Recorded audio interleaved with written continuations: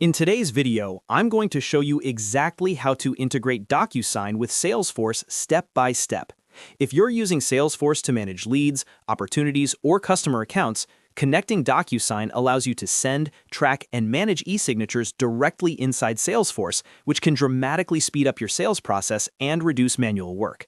I'll walk you through the entire setup using Salesforce AppExchange so you can get everything connected properly. Make sure to watch until the end so you don't miss any important configuration steps. And if this tutorial helps you out, don't forget to like this video and subscribe to the channel for more simple and practical software guides. Let's get started.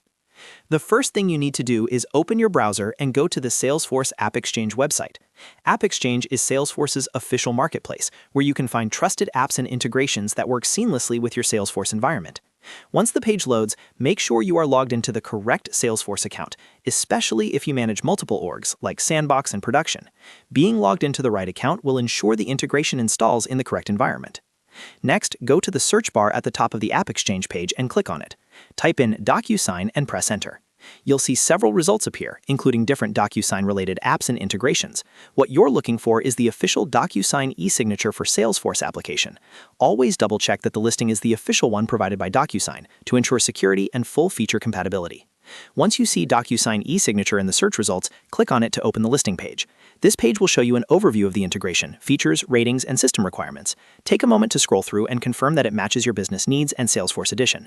Reviewing the details here can help you avoid compatibility issues later. When you're ready to move forward, look for the Get It Now button on the listing page.